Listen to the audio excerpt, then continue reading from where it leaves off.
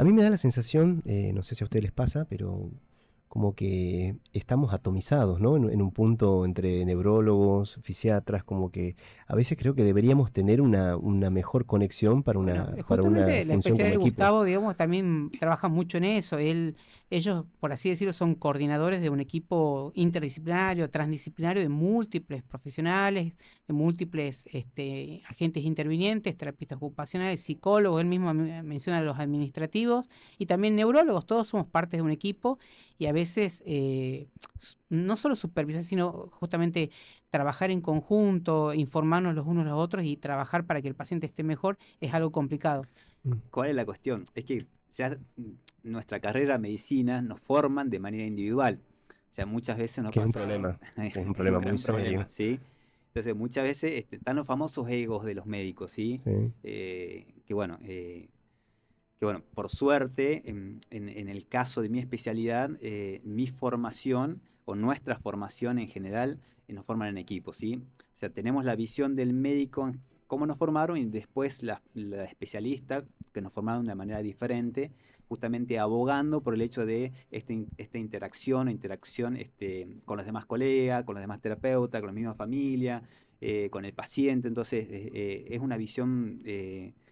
lo vemos de otra manera, o sea, más global al paciente en Ujú. general, No, ¿sí? y eso, y al verlo de manera más global implica ver todas las complejidades que tiene y entender los límites que uno tiene, los límites individuales que uno tiene, o los límites individuales de su especialidad en la que maneja o del campo en el que se maneja, ¿no? Porque, por ejemplo, estamos hablando por ahí de fenómenos más bien que podemos cuantificar en términos Científico, físicos, sí. pero términos físicos, movimientos, escala, etcétera, pero y lo subjetivo que también es algo tan fundamental y Eh, algo tan importante que hace a la adherencia al tratamiento Bueno, a los pacientes. ten en cuenta que estos pacientes, hablando justamente de pacientes ya con secuelas neurológicas, son pacientes que, obviamente no todos, bueno, pero la gran mayoría, al verse alterado su función motora, al ver que son incapaces de realizar cosas que antes lo hacían fácilmente, como peinarse, cambiarse, eh, bañarse, y dependen de otra persona.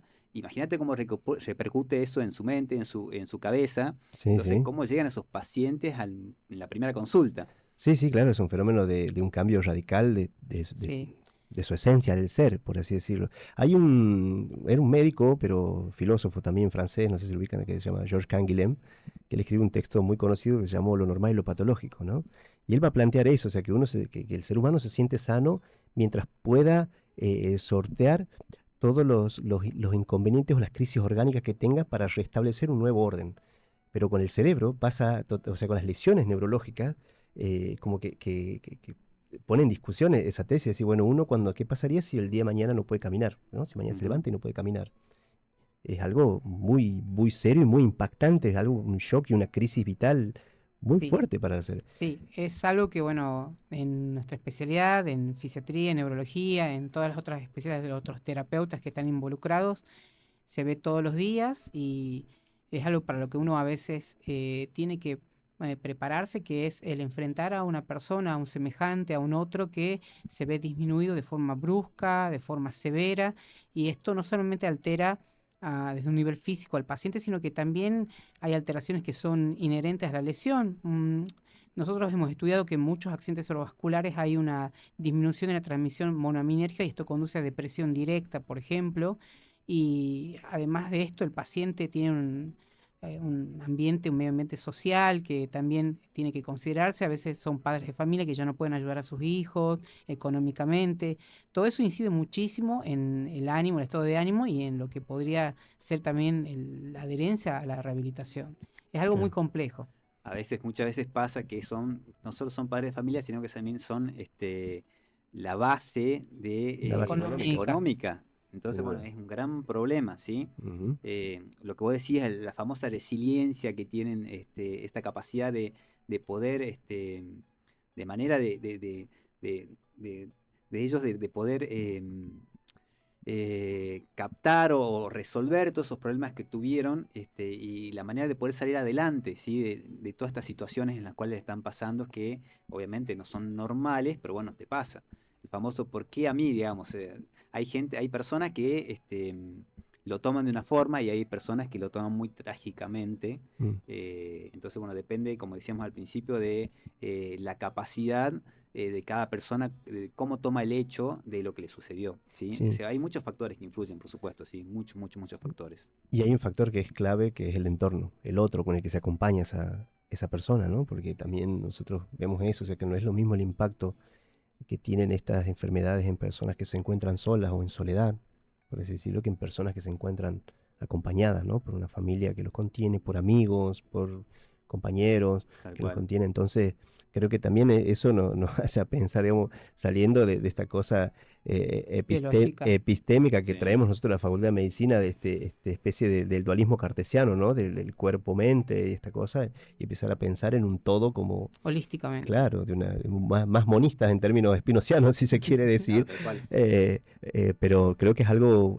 fundamental que hay que tenerlo muy en cuenta y que bueno, que también es importante cómo prevenir, cómo prevenimos Sí. estas patologías. Bueno, eso también es muy importante. ¿Por qué? Porque no, o sea, no solo es darle contención al paciente, sino que también hay que darle contención a la familia, Sin duda. ¿sí? Porque no solo altera lo que es la estructura del paciente, sino que altera toda la estructura familiar. Ujú, Entonces, bueno, es todo es un proceso complejo en el cual nosotros como médicos, nosotros como terapeutas, tenemos que tener en cuestión todas estas cosas, ¿sí? Todos estos menesteres de poder contener al paciente, a la familia, como para poder que ellos en todo este proceso sea lo más positivo posible, si se puede decir de alguna forma así, positivo, ujú, ser positivo, ¿sí? Tratar de darle la mejor influencia para que ellos tengan la posibilidad de ser positivo en cuanto a su evolución, ujú, ¿sí? Porque muchas veces pasa, como decía Humberto, va el tema de estados de depresión, ¿sí? Que es un factor totalmente negativo ante la recuperación de estos pacientes. Entonces, es muy importante la contención y tratar de contenerlo emocionalmente para ujú, que puedan evolucionar favorablemente. ujú. Sí, es la búsqueda de la autonomía, ¿no? Porque también eso bueno, nos pasa con todos nuestros pacientes que tienen problemas neurológicos, es decir, bueno, ya la familia se desestructura, la familia comienza a decir, bueno, Es una es, crisis vital, como lo mencionaste, para el paciente y para la y para familia. la familia. Ujú. Pero bueno, la verdad que bueno, tenemos que seguir trabajando. Me parece genial que podamos, digamos, poner en la mesa solamente también los problemas, ¿no? No solamente las cosas que tenemos en común, sino qué problemas hay a los cuales podamos resolver y cómo construir equipos, como decía Gustavo, Sí, que creo que nos parece algo tan fenomenal. Quizás en los hospitales es mucho más sencillo al tener todos los servicios, digamos, coagulados en un solo conectados. lugar, Sí. que podés conectar a todos los servicios. Pero es distinto por ahí en la parte privada o Sí. en la zona donde los médicos y todos los profesionales trabajan de una forma más atomizada Sí. de manera individual. Quizás esa es la ventaja que tenemos en los hospitales, ¿sí? Estamos mucho más conectados como para poder relacionarlos entre nosotros los profesionales y poder decir, mira, che, tengo un paciente que le pasa tal cosa, necesito que lo veas y bueno, es mucho más fácil, digamos, esa conexión médico-médico o terapeuta-terapeuta.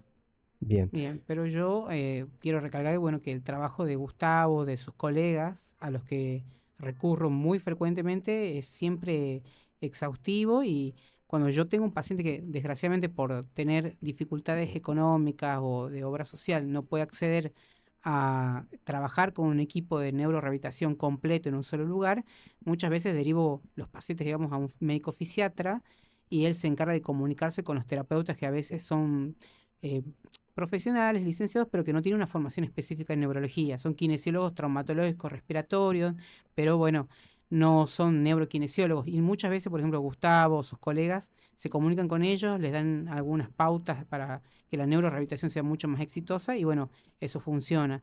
Yo creo que sortear las dificultades sociales es posible en algunos casos, digamos, con algunos trucos que estamos explicando acá, es complejo, pero bueno, siempre teniendo en cuenta que existe una especialidad como la fisiatría, que trabaja sobre la neuroplasticidad, y bueno, tener en cuenta nosotros neurólogos que podemos derivar a los pacientes para que tengan una rehabilitación mucho más intensiva, específica, individualizada y mucho mejor.